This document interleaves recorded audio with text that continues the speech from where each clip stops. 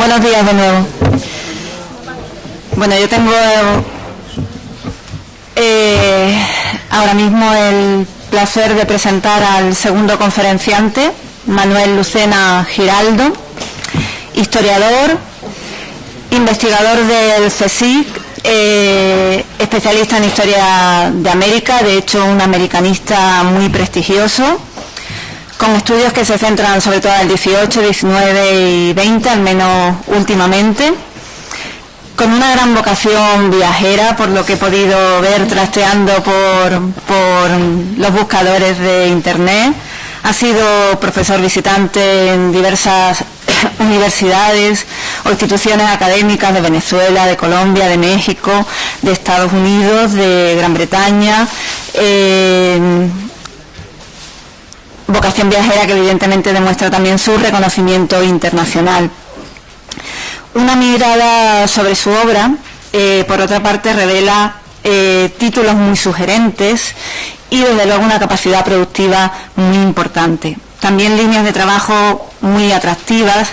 Les cito tan solo 3 de las últimas o de los últimos proyectos de investigación en los que está involucrado: la imagen exterior de España, desde la Ilustración a la actualidad, nación y nacionalismo español, e historia de las emociones en el 19 y en el 20.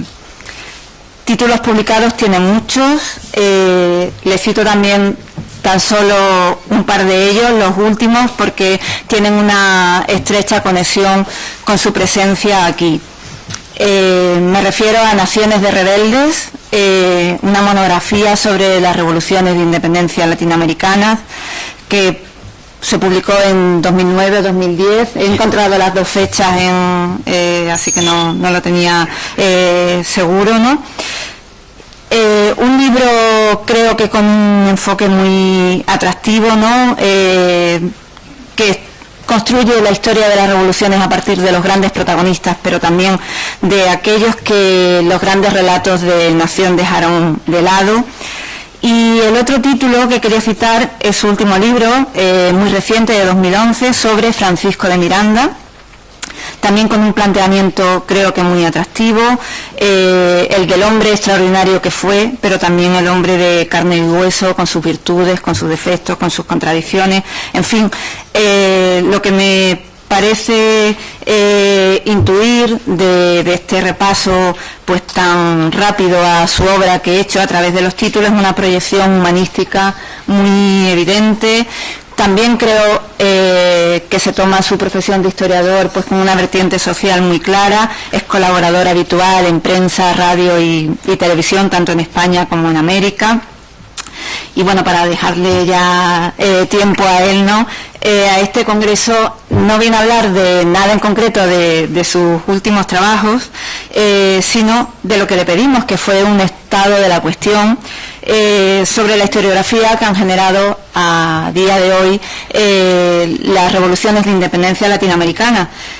Él no dudó en aceptar el tema, incluso envió el título poco más o menos que a vuelta de correo, ¿no? El título es muy sugerente: Visiones y revisiones de las independencias latinoamericanas, y bueno, estoy segura de que va a ser una conferencia muy atractiva. Él ya me ha advertido que habla de historia atlántica, historia global, que lo mezcla todo, dice, así que creo que vamos a disfrutar mucho.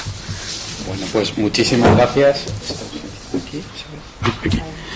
Así que bueno, volviendo por recuperar una expresión que utilicé antes, quizá no muy afortunada, vamos a decir que podemos continuar con el batiburrillo, porque yo además en el camino directo hacia, bueno, pues una perspectiva de complejidad que tiene que ver con lo que en verdad podemos hacer los historiadores, que es explicar que las cosas no fueron simples en el pasado y por eso no lo son en el presente, y es muy dudoso que lo sean en el futuro.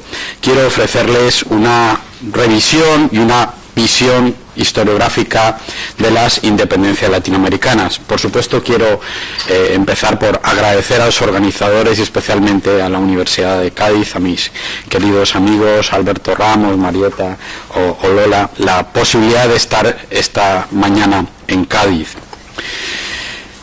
Pensar en torno a las independencia latinoamericana, sobre lo que ocurrió hace 200 años, me parece que debe empezar por efectuar una reflexión sobre, creo que lo avancé antes en el comentario, aquello que es en este momento el campo historiográfico.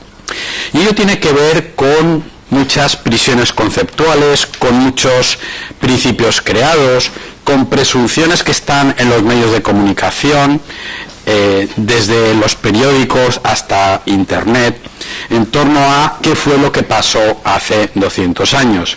Y en ese sentido, en primer lugar, quisiera llamar la atención sobre lo que esta imagen nos cuenta del lugar en el que supuestamente debemos situarnos para pensar en lo que pasó hace 200 años y, consiguientemente, qué y de qué manera, o cómo y de qué manera debe ser vista la Constitución de Cádiz, siquiera en términos de artefacto cultural, evento que los historiadores, con nuestros muy limitados aparatos de veracidad, verosimilitud, crítica de fuentes y exceso de trabajo, podemos apuntar, como el maestro Jaime Rodríguez ha hecho anteriormente. Esta imagen que les quiero proponer para comenzar fue expuesta el año pasado con sus impuestos y los míos. Esto tiene también una vertiente impositiva que no es insensato tener en cuenta, y fue expuesto en una exposición que dio muchas vueltas en torno a, comillas, aquello que América Latina debía recordar 200 años después de su emancipación, que, como bien ha mencionado el profesor Rodríguez, no tuvo lugar en 2010, y en todo caso ese es un debate abierto. Por supuesto, la imagen produce tanta fascinación como repugnancia y califica a partir de ese icono que pretende construir el artista, el de una mujer vendada, tapada, censurada, muy al revés de lo que hizo la Constitución con el mundo de su tiempo, podríamos ironizar, vendría a expresar eso que las realidades latinoamericanas tienen obligación de parecer en términos de construcción cultural, cargadas como están por una visión del pasado que algunos definimos como la fracasología latinoamericana. La fracasología latinoamericana, la evocación del pasado como un relato, como una narración, en todo caso dedicada a mostrar que ya lo hicimos más en el pasado, pero sin duda seguiremos haciéndolo mal en el futuro, constituiría una especie de negociado selectivo, si me permiten, de la leyenda negra hispánica. Pero no solamente pensar en el Bicentenario y en Cádiz en su Bicentenario tiene que ver con cargar en nuestras espaldas las duras mochilas de la fracasología, sin añadir al menos otros dos estereotipos culturales muy poderosos. Otro tiene que ver con el victimismo. Estas también son imágenes evocadoras del Bicentenario de la Emancipación, y aquí una serie de artistas latinoamericanos, no españoles, evocan otro problema que afortunadamente vemos que en los tiempos recientes latinoamericanos van cambiando de una manera sostenida, especialmente entre la gente más joven. El victimismo.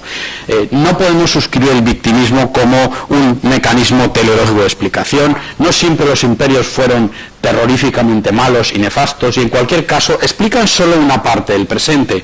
Otra parte del presente, señores, esa es la mala noticia, nos toca explicarlo a partir de nuestra propia conciencia histórica y la explicación de la realidad de nuestras sociedades contemporáneas. Así que tenemos fracasología, victimismo, y como todo escenario susceptible de empeorar, tenemos también pornomiseria. Esta fantástica definición de Ilan Stamats del año pasado define pornomiseria de esta manera: los manuscritos, y donde los manuscritos lean series de televisión, cine, sitios de internet o todo aquello que les apetezca imaginar, de autores de origen hispano, latino, deben tratar de drogas, guetos, alienación, prisión y al final redención personal. De modo que, si yo quisiera ser, digamos, autorreferencial y políticamente correcto, y me atrevería a decir que, a no ser historiador, tendría que contarles un relato en los próximos minutos de el fracaso, el desastre absoluto, la pornomiseria y el victimismo creado por la Constitución de Cádiz y quienes hace 200 años fueron tan malos que tejieron este tejido ficcional, porque esto no es historia, esto es ficción, y seguramente recibiría premios literarios dotados con decenas de miles de euros, como suele ocurrir a algunos artistas cultivadores de estos estereotipos culturales autorreferenciales del primer mundo, y ahí ya introduzco un punto de partida. Hay que decir que, más allá de que haya gente que vive fenomenalmente bien de estos tres estereotipos culturales, lo cierto es que durante los últimos 20 años los historiadores, los antropólogos, sociólogos, politólogos, tanto en España como en Europa y sobre todo, yo creo, en Iberoamérica, han hecho muy bien su trabajo. En los últimos 20 años ha habido un despegue exponencial de la investigación historiográfica sobre lo que pasó hace 200 años, y si hubiera que resumirlo en una frase, y me complace especialmente decirlo delante del profesor Jaime Rodríguez, lo cultural y lo político, que en los años 60-70 estaba más o menos relegado o estigmatizado, se ha colocado en el centro de las preocupaciones de los historiadores. Hay, por tanto, visiones y revisiones de las independencias latinoamericanas que, a la luz de lo investigado y publicado en los últimos 20 años, debe partir entonces de una serie de elementos que han deconstruido, utilizo ahí sí el término de una intervención anterior, ese edificio tradicional de lo que ocurrió con Cádiz y lo que fueron las emancipaciones de 1810 a 1824. La primera cuestión que quería plantearles entonces, a partir de una revisión del trabajo historiográfico, de la narración historiográfica, vendría a partir de esta idea. Las reformas borbónicas ya no son lo que eran. Es una mala noticia para los cultivadores de narrativas teleológicas, mesiánicas, fundadores de naciones reales o inventadas. Por supuesto, el edificio de la nación criolla, de la mitología republicana del siglo XIX, nos cuenta que las naciones criollas existían antes de 1810 y que, por supuesto, están íntimamente conectadas a las reformas borbónicas. En América se vivía más o menos bien o más o menos mal, pero la cuestión es que un día llegan unos señores con peluca que son gente mala, que quiere hacer pagar impuestos a las magníficas oligarquías criollas del siglo XVIII. Eso produce una enorme catarata de injusticias y finalmente la emancipación, las independencias no son más que el acto de economía moral de las emociones, de justicia creadora que produce las naciones que se han librado de los señores con peluca y, comillas, podríamos decir, luego seguimos pagando impuestos. Pero esta parte del asunto, por supuesto, la mitología criolla decimonónica no lo desarrolla. Viniendo, por supuesto, en una explicación, como en mi caso, de la historia moderna, de la historia atlántica, hay algo muy alevoso en esta tradición de explicación, que en el caso de la historiografía española podríamos decir que tiene mucho que ver con, comillas, los historiadores de contemporánea que no saben y no se molestan en leer historia moderna, y hay algunos que tristemente funcionan así, en la medida en la que abusa de una línea consecutiva de acontecimientos. No se puede seguir explicando el siglo XIX sin tener en cuenta el siglo XVIII. Hay causas y consecuencias. El orden de los acontecimientos cuenta. En las biografías no es lo mismo ser un niño que ser un anciano. Y eso que sirve para la vida de las personas, por supuesto, sirve también para las explicaciones históricas. ¿Qué puede ocurrir si nos ponemos a interpretar el siglo XIX desde el siglo XVIII y no al revés? Si sencillamente ponemos a un lado el edificio mítico e intentamos entender si es que hay efectivamente una relación entre reformas borbónicas y emancipaciones o no.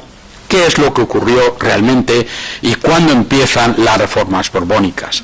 Bueno, pues los últimos 30, 40 años, sin duda, el salto de la historiografía de las reformas borbónicas ha sido exponencial y, por supuesto, en lo que tiene que ver con la visión y la revisión de las independencias latinoamericanas, podemos afirmar, sin lugar a dudas, basado en muchos trabajos de historia, de historiadores recientes y escuelas historiográficas, que esa supuesta conexión entre reformas borbónicas y emancipaciones simplemente no existe. Y no existe, entre otras cosas, porque la cronología que construyó ese mito también ha dejado de existir. Fundada de manera radical en la Guerra de los 7 Años de 1763 como punto de partida y extendida según el mito hasta 1808, los trabajos en especial de historia política de las reformas y de cronología lo que nos muestran, y voy a citar apenas dos trabajos y dos autores, lo que ha hecho Gabriel Paquet en su tesis doctoral recientemente en torno a las reformas borbónicas y, por supuesto, el el trabajo del gran libro sobre Gran Bretaña y España en América de mi querido maestro John Eliot, tiene mucho que ver con ello. Lo que nos muestran es sencillamente que eso que llamamos las reformas borbónicas en un sentido tradicional estaban terminadas entre 1790 y 1795. Por supuesto, si miramos hacia atrás, debemos plantearnos también qué fue aquello que llamamos de manera tan pomposa y tan autorreferencial las reformas borbónicas, hasta qué punto hubo un diseño y existió un plan, o si sencillamente a un conjunto de medidas prospectivas, deslavazadas, muy tentativas, podemos considerarlo en verdad un programa de reformas. Hay que decir que a mediados del siglo XVIII, esto no es solo el caso español, los imperios europeos estaban francamente perdidos. Incluso Gran Bretaña, que había ganado la llamada Guerra Franco-India, la Guerra de los 7 años en 1763, no sabía muy bien qué hacer, y eso que llaman en la historiografía de Estados Unidos e inglesa el programa de Grenville, lo hizo Grenville, o fueron una serie de medidas tomadas por Grenville, pero desde luego el programa tuvo bastante poco. Donde sí vemos un programa consistente es, curiosamente, en lo que tiene que ver con la construcción de un cuerpo de imperio que se va a ir asimilando cada vez más, según avanza el siglo XVIII, a unas ideas de nación española atlántica que, por supuesto, son las que se van a formalizar en Cádiz en 1812, en el famoso artículo primero: la nación española está formada por los españoles de ambos hemisferios. Los constituyentes gaditanos no estaban en ese sentido inventando nada, estaban sencillamente leyendo el libro de las experiencias políticas y de las ideas constitucionales del mundo atlántico que se habían formalizado desde por lo menos 80 años antes. No hay más que fijarse en los famosos frescos de Tiepolo en el Palacio Real de Madrid, esa mujer deslumbrante, abundante físicamente, de color, con un penacho de plumas, ya se pueden ustedes imaginar que es América. Si miramos el fresco de Tiepolo, podemos entender muy bien lo que en Cádiz se va a formular. Y tiene que ver, por supuesto, con qué es aquello que la nación española, en el sentido dinástico y en el sentido cultural e incluso político del término, formaliza durante el siglo XVIII.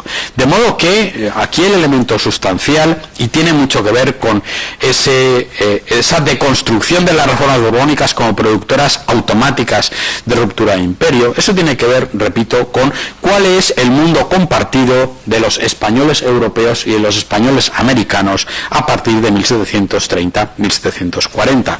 He aludido aquí a los frescos de Tiepolo, pero en verdad, mucho más allá del deslumbramiento que todos como turistas podemos tener viendo los frescos, hay muchos textos que forman parte de esa letra menuda que explica por qué esa nación española atlántica estaba tan claramente formulada a ojos de sus contemporáneos, hasta tal punto que se convierte en precepto constitucional en 1812.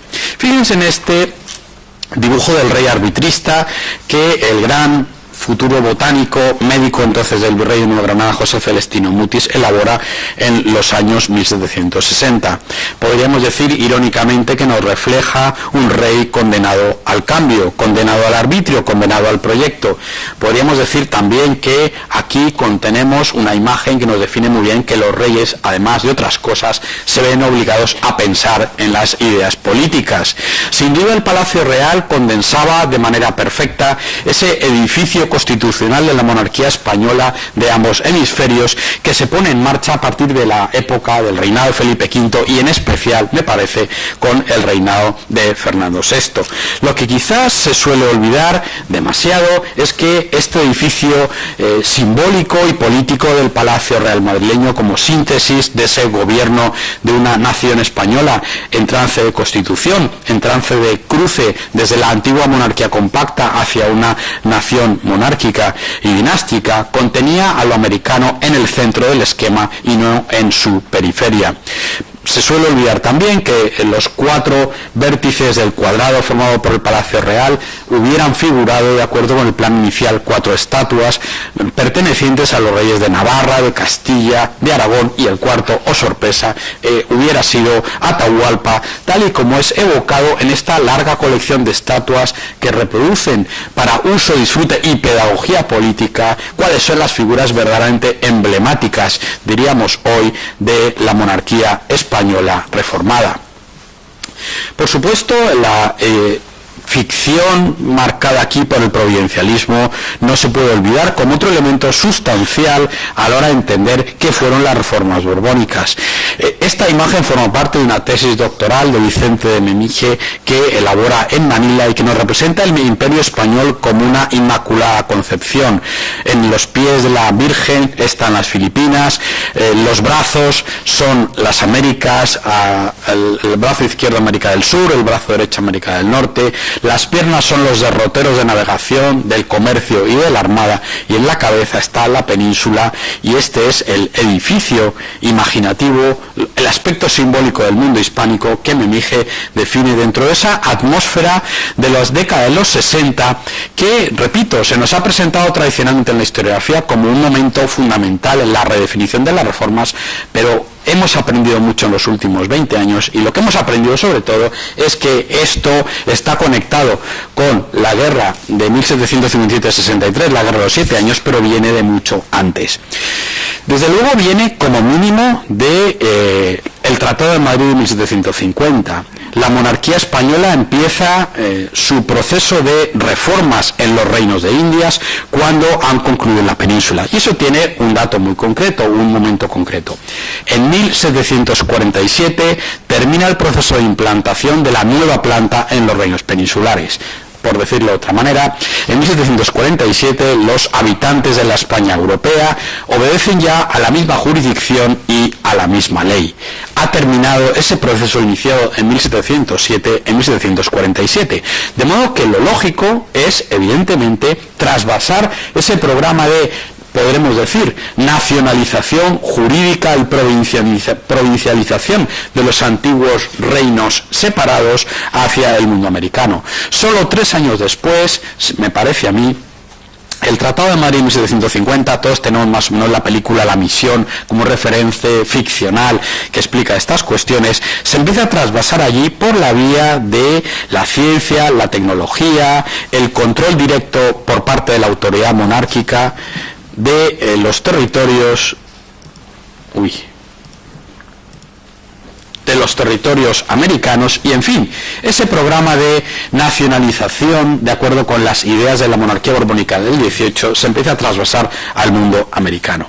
Vamos a ver en 2 o 3 imágenes hasta qué punto la geometrización de la Tierra, por utilizar el título del magnífico libro de Antonio Lafuente, se traslada también al mundo americano. Esta es la imagen de lo que es hoy Venezuela y parte de Colombia. Quizá puedan ver arriba la imagen del lago de Maracaibo, tal y como los expedicionarios del Orinoco 1754-61 esbozan de acuerdo con el programa de la expedición. Este es un mapa de 1765. Fíjense cómo, aunque quizá podríamos aproximarnos un poco más a la realidad geometrizada del mundo, la realidad newtoniana y estadística que está detrás del programa de las reformas borbónicas, aún persiste en realidades barrocas y topológicas. Abajo a mano izquierda ven un cocodrilo que parece de cómic, y abajo a mano derecha están unos indígenas que van por ahí con el cazabe, con el pan de la selva, dando un paseo, como queriendo conformar una visión articulada de digamos, de esas realidades topológicas, simbólicas, en los cuales el barroco ha sido tan experto. Pero fíjense en esta imagen de 1802, el depósito hidrográfico fundado en el 97 es capaz ya, digamos, de calcar la realidad tal y como es. Ese giro copernicano en la política de la monarquía española de la segunda mitad del 18 y en las reformas tiene que ver, por supuesto, con eso que llamamos hoy, y lo pongo entre comillas, un programa de modernización. Lo que producen las reformas borbónicas es, en ese sentido, un salto exponencial en la provincialización de la antigua monarquía compacta de los Austrias, en la cual, por ejemplo, por dar apenas un detalle, la ciudad más moderna del hemisferio occidental es México en 1802, tal y como nos lo cuenta muy bien el viajero Humboldt. Esa ciudad en la cual existían 1680 puntos de luz y las modernas fábricas existían ya mucho antes que en algunas ciudades europeas. La evocación de la capital imperial es necesaria en este contexto de revisión de las reformas borbónicas. Madrid, el Madrid que encuentra Carlos III cuando llega de Nápoles en 1760, es sencillamente un lugar indigno e infecto. No es una casualidad que llamemos a Carlos III el mejor alcalde de Madrid. Se suele olvidar, sin embargo, que este edificio fantástico que constituye hoy el Museo del Prado no fue diseñado en absoluto para ser un museo de pintura, sino para ser una academia de ciencias que celebraría, de acuerdo con las tradiciones de las luces, todo este programa de rearticulación de los antiguos reinos de la monarquía. Por supuesto, el lado amable es el del Madrid de Goya, el Madrid de los manteos, el Madrid goyesco en su vertiente de alegría y de felicidad. Hay, en cualquier caso, en el centro de este proceso de reformas borbónicas, una figura que por supuesto ha sido muy desconocida y que viene a ser en la mitología criolla el malo de la película, que es don José de Gálvez, visitador de Nueva España desde 1766 y más tarde nada menos que ministro de Indias, hasta el momento de su fallecimiento en 1787 en ejercicio del poder. No tenemos tiempo de dedicarnos a evaluar hasta qué punto las acciones de Gálvez son efectivas. Dentro de la acción política de Gálvez hay algunos éxitos, pero también hay muchos fracasos. Hay, desde luego, a partir de la visita novohispana, la preparación de un modelo que toca dos nervios del Estado, el ejército y la hacienda, de acuerdo con la aritmética política del tiempo, de una manera impecable. Y hay, en cualquier caso, una serie de resultados que ustedes conocen perfectamente bien: la ampliación del número de virreinatos, con Nueva Granada en el 39, el Río de la Plata, la implantación de las intendencias que van a dar la planta, nunca mejor dicho, de las posteriores provincias e incluso en el largo plazo de naciones americanas actuales. Y hay, por supuesto, un proceso de reforma cultural muy importante. Apenas por citar el Archivo de Indias, abierto en 1780, como el lugar en el que la historia de la nación española atlántica hubiera podido ser construida. Al final, los historiadores hemos podido hacer historia de América gracias al Archivo de Indias. Está el Real Jardín Botánico, que pueden ustedes visitar, que se funda en el 56 en Madrid en su primera edición, pero este es el Jardín Botánico de la época de las reformas borbónicas, lleno, por supuesto, de experimentalismo y de plantas americanas.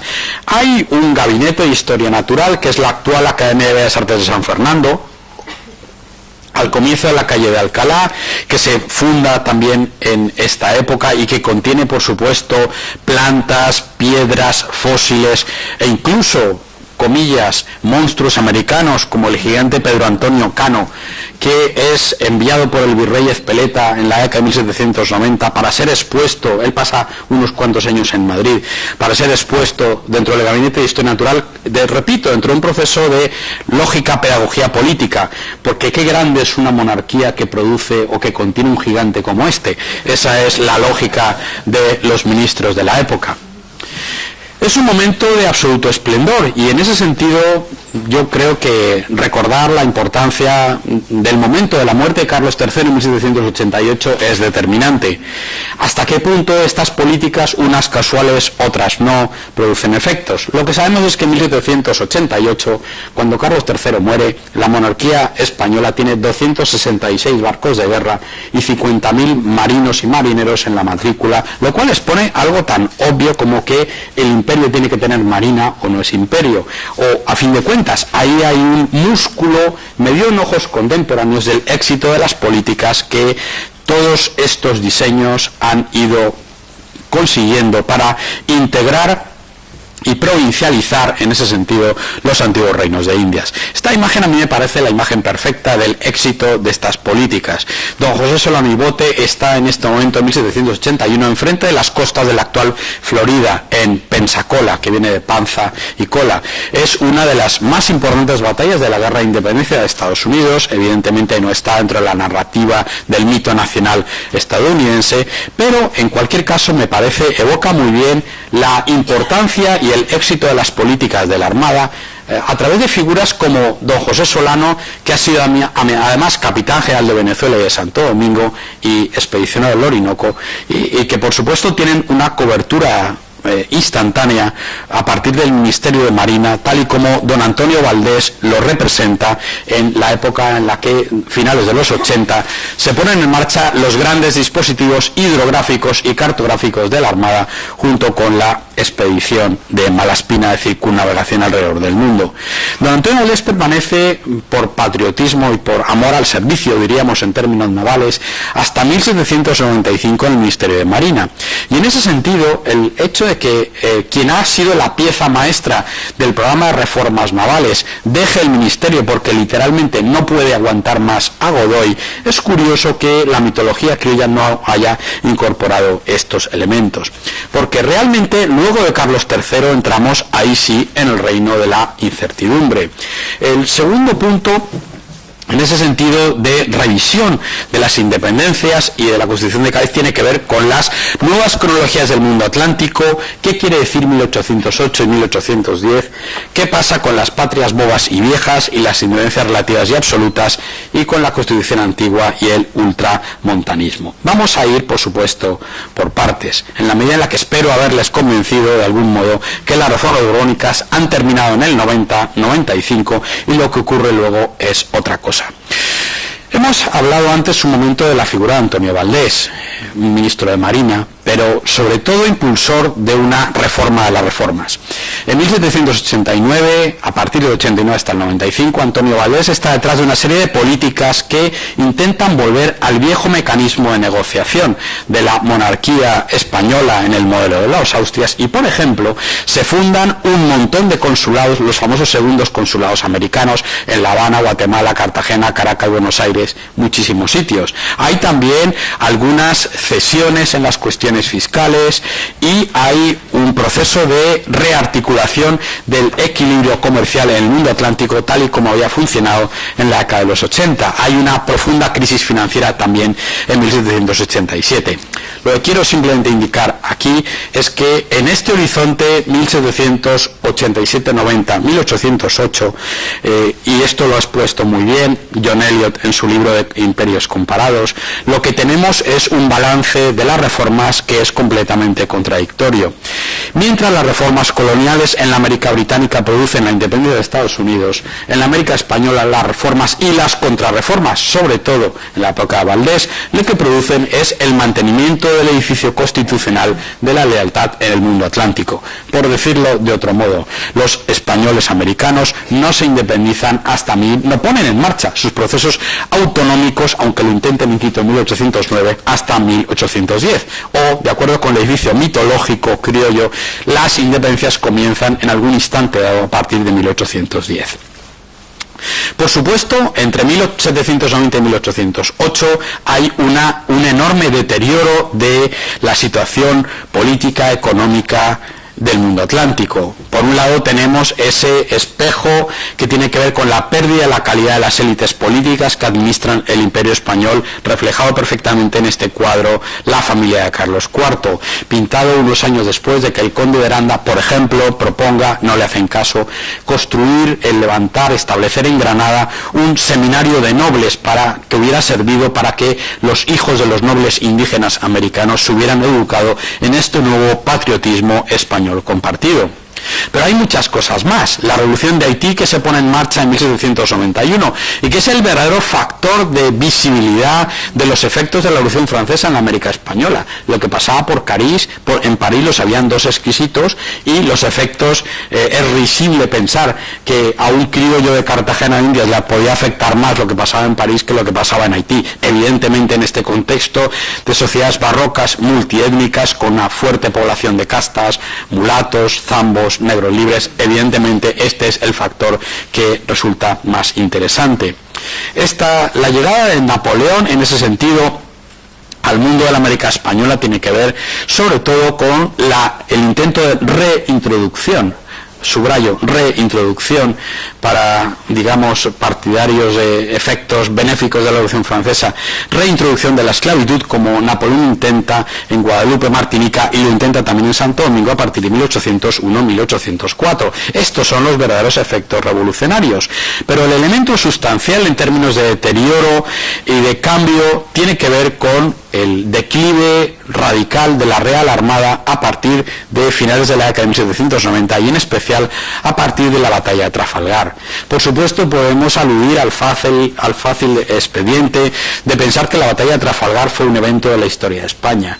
Bueno, fue un evento evidentemente de historia hispánica, si queremos, y las tripulaciones, los oficiales y sobre todo la marinería que pelea y muere en Trafalgar es en buena parte americana, como por supuesto es americana la España que intenta defenderse en 1805 de la siguiente acometida del Imperio Británico en el intento de control del mundo atlántico. El evento en ese sentido clave aquí es la puesta en marcha tras la traición doble del gobierno de Godoy y de la dinastía borbónica en la persona del monarca Carlos IV y de su hijo Fernando VII. Es la puesta en marcha de eso que llamamos en España de manera piadosa la guerra de independencia peninsular. Y en ese sentido también hay un nuevo elemento de revisionismo que me gustaría llamar la atención sobre él. Eso que llamamos la guerra de independencia entre 1800 y 1814, en verdad son como mínimo dos guerras. Una guerra de la España atlántica, una guerra imperial que dura entre mayo de 1808 y abril de 1810, y otra guerra a partir del éxito de las juntas autonomistas en la España americana entre abril de 1810 y el final de la guerra 1813-1814 con la expulsión de las tropas francesas napoleónicas de España. Por supuesto, lo que quiero sugerir aquí es que entre 1808 y 1810 la resistencia de la España patriota es simplemente imposible de entender sin la aportación en hombres, recursos y armas de la América española. No es una anécdota, aunque se escamotee en las biografías al uso, que José de San Martín, futuro prócer de la independencia argentina, forma parte del Estado Mayor del Ejército Patriota vencedor en la batalla de Bailén. Tampoco es anecdótico que en 1809 los trabajos de Carlos Marichal son magníficos, fundamentales al respecto. El 75%, yo quiero subrayar la cifra, el 75% de los ingresos del Tesoro peninsular, de la España que podía resistir la invasión napoleónica, venían de América. Los fusiles, los uniformes, los donativos patrióticos, los préstamos más o menos obligatorios, todo eso tiene que ver con que detrás de la cada vez más menguada resistencia de la España peninsular al avance napoleónico está la América española con sus hombres, sus recursos, sus préstamos, su oro, su plata, por supuesto, defendiendo la causa sagrada de la nación española. Tampoco, por supuesto, es una cuestión obligatoria. Los donativos, los préstamos, algo que se está estudiando solo de manera reciente, muchas veces son completamente voluntarios. Nos organizamos esa especie de empanada mental coercitiva según la cual los comerciantes de Guatemala podían entregar añil que se vendía en Gibraltar o café que se vendía luego en el Imperio Otomano o en Turquía para financiar la resistencia peninsular como algo obligatorio. No, aquí hay una lealtad nacional compartida y una causa sagrada que es preciso definir de esa manera. Por supuesto, la pregunta tiene entonces que ver con qué ocurre en 1810 para que todo este esquema de resistencia cambie de manera radical y se ponga en marcha el proceso de fundación de las juntas autonomistas, o cómo deconstruimos el mito del mito de origen, según el cual Colombia, Ecuador, Venezuela se levantan monárquicas y se levantan republicanas, o en algún momento una luz de la historia nos llama a existir y a formar parte, a partir de ahí tener una identidad de una comunidad política determinada. Este es un aspecto especialmente interesante y especialmente en Cádiz tiene mucho que ver con investigaciones recientes. Esta carta de Jovellanos a Saavedra del 3 de febrero de 1810 me parece especialmente espectacular. ¿Qué es lo que dice meses antes de morir nada menos que Jovellanos? Las Américas serán el primer cuidado de la regencia. Este debe hacer respetable en América su nombre y asegurarse en jefes de confianza un lugar de recibo. Si lo hiciere, debe llevar consigo un resto escogido del ejército, buques de la armada, personas, efectos, armas y útiles relativos. Dice Jovellanos a Saavedra: si la patria perece, si Cádiz cae, para entendernos, usted no puede ni debe permanecer en España.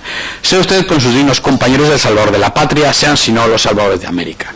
Dicho de otra manera, Jovellanos está planteando una solución a la portuguesa desde el punto de vista de las élites políticas ante el evento que todo el mundo está esperando, y es que Cádiz caiga en manos finalmente del ejército francés. Esta otra carta, de unos meses después, en medio señala Jovellanos a Tomás de Berí: pero España no puede existir en solo Cádiz, como Atenas en sus navíos. Otra manera absolutamente fantástica de explicar cuál era la atmósfera política de ese momento en el cual se produce el evento que, de acuerdo con la mitología criolla, funda los procesos emancipadores iberoamericanos.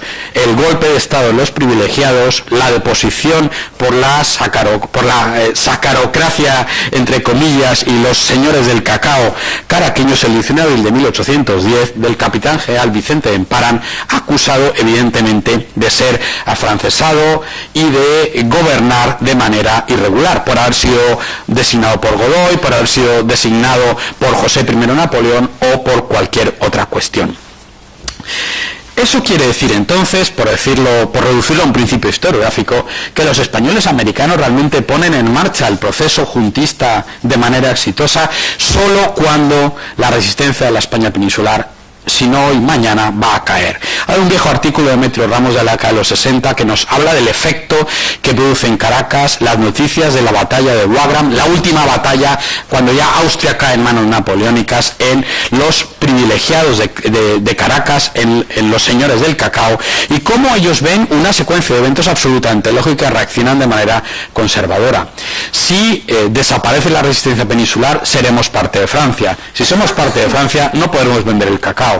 Si no podemos vender el cacao, nuestra sociedad se va a destruir y los mulatos y los negros libres, como en Haití, van a tomar el poder y nos van a pasar a todos a cuchillo. Esto evidentemente es una visión revisionista de lo que pasa en ese momento. La siguiente apertura de la historiografía tiene que ver con cómo entre 1810 y 1814 y en adelante, hasta 1824, se abre un horizonte que, por ejemplo, Clement Thibaut, que va a intervenir en este congreso, ha esbozado, en mi opinión, de manera magistral para el caso Nueva Granada. Entre 1810 y 1824 hay como mínimo 3 tipos de guerras que se ponen en marcha: las guerras urbanas o cívicas, que son las primeras, guerras de ciudades realistas contra ciudades patriotas. En segundo lugar tenemos las guerras ya nacionales, podemos decirlo, a partir de 1813, del decreto de guerra a muerte de Simón Bolívar: españoles y canarios, o conmigo o contra mí, americanos os perdono, pero os fusilaré en adelante si no pasáis a la justa causa. Ese término justa causa me parece muy importante. Y solo a partir de 1815 las guerras patrióticas con ejércitos bonapartistas, estados mayores profesionales y la guerra ya de los generales con charretera y estados mayores tecnificada, la reconversión de las viejas guerras napoleónicas de Europa a América, que se pone en marcha a partir de 1814. En ese sentido, la revisión historiográfica de las patrias bobas y viejas americanas, esas que fracasan entre 1810 y 1814 y que son desbordadas por los generales a partir de 1815, la verdad es un elemento muy fino y muy interesante de la historiografía reciente. Fíjense en esta imagen de la independencia de Venezuela, comillas, el 5 de julio de 1811. A mí lo que me parece más llamativo aquí es cómo este personal se parece sospechosamente al que hace la Constitución de Cádiz al mismo tiempo. Apenas hay 1 o 2 señores con uniforme. Lo que hay aquí es un conglomerado de curas, frailes, abogados, hacendados y comerciantes. Gentes que tienen que ver con la vieja legitimidad monárquica de la justicia y desde luego no de los aparatos coercitivos. Gente que declara, por cierto, una independencia que solo podemos llamar relativa de España en 1811 en adelante. Porque de 1811 a 1816 país. Tenemos dos velocidades diferentes de emancipaciones al mismo tiempo. Cuando hablamos de independencia relativa, decimos que el gobierno venezolano o el gobierno cartagenero de noviembre de 1811 declara su independencia, léanse los decretos, del gobierno de la regencia peninsular, del gobierno que aquí consideran ilegítimo, y en todo caso de algunas estructuras de dominio que les intentan implementar a esas juntas autonomistas en origen a partir de 1810, pero no de la nación española y no de la monarquía española, no incluso de la figura real, aunque ahí las casuísticas son muy grandes. ¿Cuándo viene entonces la independencia absoluta? Y hay una pregunta de la sesión anterior que tiene que ver con eso, y ahí yo me atrevo a aventurar siquiera una respuesta. Lo que produce la independencia, el escenario político que produce a su vez la independencia definitiva, la fragmentación imperial y la republicanización de los antiguos territorios de los reinos de Indias, es precisamente la cancelación de la Constitución de Cádiz a partir de 1814. Hay una frase fascinante de un capitán general de Venezuela, Juan Manuel de Cajigal, en 1814, cuando él ve estos barcos en el oriente de Venezuela que llegan con su ejército reconquistador al mando de Pablo Morillo, capitán general recién nombrado. Ya Cádiz ha sido abolido, recordemos que ese es un elemento fundamental, y él deja escrito en sus memorias aquello de, comillas, ¿para qué está aquí esta gente? Y aquí vienen las comillas, si América ya se ha pacificado a sí misma. Si América está en el comienzo de 1815, en comillas, en verdad y sujeción, si esos tiempos de caos y anarquía han terminado, si los políticos aventureros como Bolívar están felizmente exiliados en Haití, en Jamaica, dando vueltas por el hiperespacio, podríamos decir, de acuerdo con la mentalidad de Cajigal, ¿qué hace esta gente aquí y qué representa? Y aquí viene lo sustancial del argumento. Es precisamente la abolición de Cádiz lo que abre el espacio para la disgregación definitiva de esa nación étnica española atlántica que residía, que vivía, que tenía una naturaleza ciudadana, tal y como Cádiz la reconoce, en el mundo americano. Y digamos que en este sentido es muy importante aludir a las cuestiones de las ideas políticas, porque lo que representa Pablo Morillo, su ejército pacificador, sus mecanismos judiciales, son novedad y no tradición en el contexto de la América española. Ellos vienen en nombre del ultramontanismo. El ultramontanismo no tiene nada que ver con la tradición pactista de lealtad negociada de la monarquía de los Austrias, sino que es sencillamente el producto, podríamos decir, reaccionario, ultramontano, lo que viene de más allá de las montañas, o sea, lo que viene de Francia, elaborado por buena parte del clero exiliado tras la Revolución Francesa en la monarquía de Carlos IV y Fernando VII.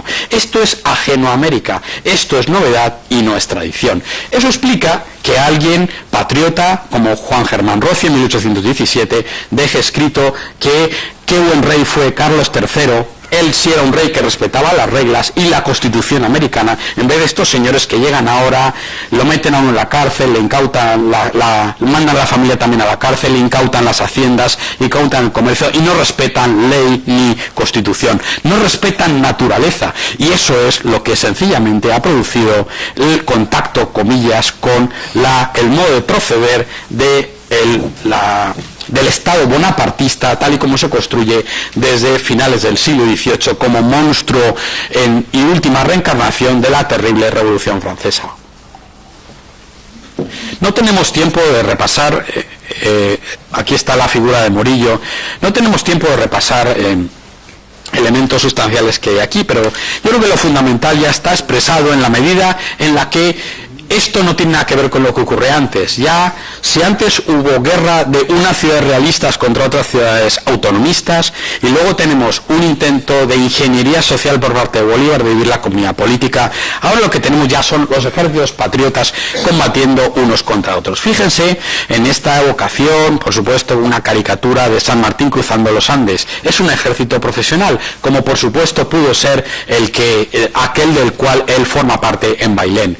Este es Bolívar, menos profesional como militar, mucho menos eficiente, camino de Pis va cruzando de Venezuela hacia Colombia. Pero reproduciendo de nuevo una metáfora política que yo creo que la gran historiadora francesa Nicole Perrier ha expresado de manera terminal. Hemos pasado del estado de ciudadanos, dice ella, del estado de ciudadanos soldados al de soldados ciudadanos. O por decirlo de otro modo, ese personal político que veíamos en la imagen de la independencia ha desaparecido. Esos frailes, sacerdotes, hacendados y comerciantes han sido definitivamente superados por los elementos de la guerra patriótica.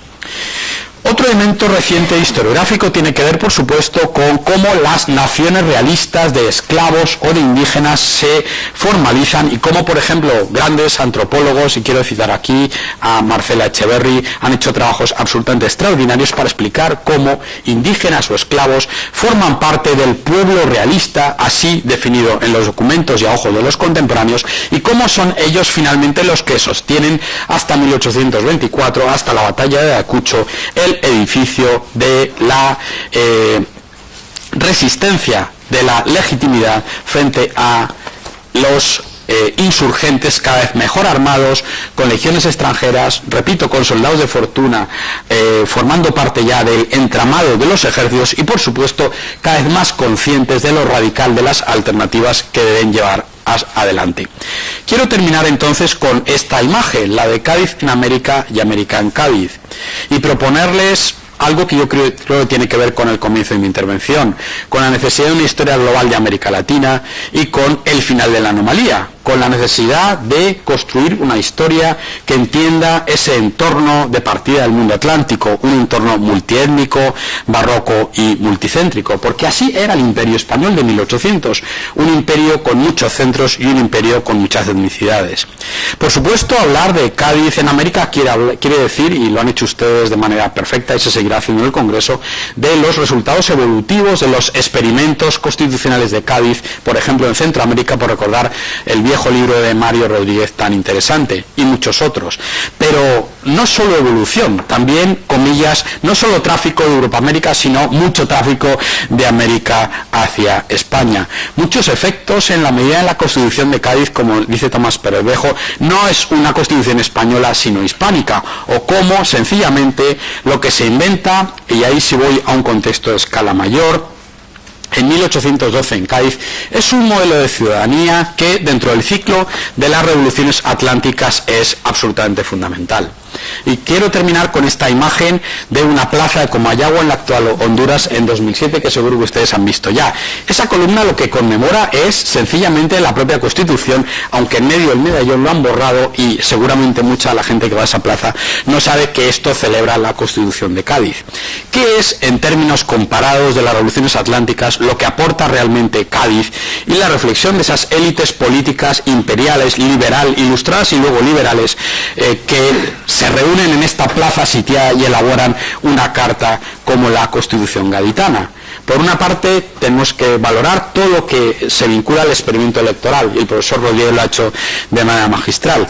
Pero a mí me gustaría entrar en otro aspecto, el que tiene que ver con, a fin de cuentas, cuál es el balance de integración de la etnicidad en lo que Cádiz propone y en lo que Cádiz diseña, y cómo, a fin de cuentas, en largo plazo, ahí hay efectos fundamentales. Podríamos pensar que lo que produce la Revolución de Independencia de Estados Unidos en 1776 es un modelo de libertad política de fundación republicana de un antiguo territorio imperial. Hay que decir también que eso que se condensa en la Constitución Federal del 87 produce, y no es poca cosa, la guerra de secesión de Estados Unidos. Estados Unidos requiere una guerra civil para acabar con la esclavitud. De eso se habla bastante poco, y eso también forma parte de las enormes limitaciones de la mitología nacional de los padres fundadores de la gran República estadounidense. El segundo estadio tiene que ver con la definición de una esfera de derechos, la Declaración de los Derechos del Hombre y del Ciudadano, la Revolución Francesa, y cómo una cosa es ser hombre y otra cosa es ser ciudadano. Otra cosa es lo que todos somos de manera abstracta y otra cosa es la que somos de manera concreta como sujetos de derechos y de deberes. Y ahí hay, por supuesto, enormes limitaciones que la Revolución Francesa y sus hagiógrafos deberían analizar de manera más exacta. En cualquier caso, nunca los, digamos, demandas de la multietnicidad entraron de lleno dentro de la concepción constitucional que la Revolución Francesa diseña en el 91 y en adelante, y como saben ustedes, solo cuando los jacobinos se ven absolutamente sitiados y no tienen otro remedio, conceden en el 94 el final de la esclavitud en el antiguo Santo Domingo. Y vuelvo a recuperar aquí la idea de Napoleón reintroduciendo la esclavitud.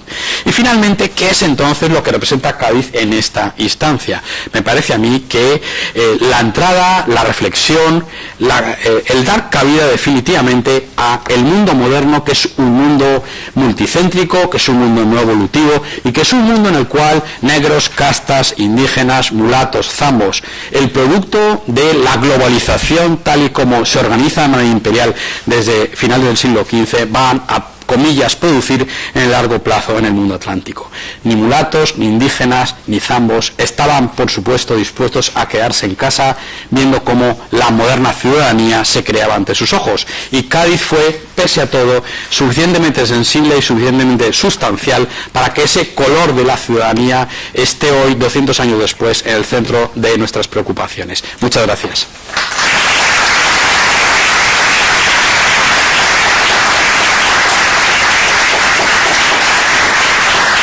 Bueno, pues nos hemos comido un poco de tiempo de intervención, pero si hay alguna pregunta ahora que no pueda esperar. Sí, por allí. ¿No? Puede esperar. Bueno, pues entonces vamos a hacer un descanso, así repasamos las preguntas, y muchas gracias al profesor Lucena por su interesante aportación, que seguro que después suscitará más debate. Muchas gracias.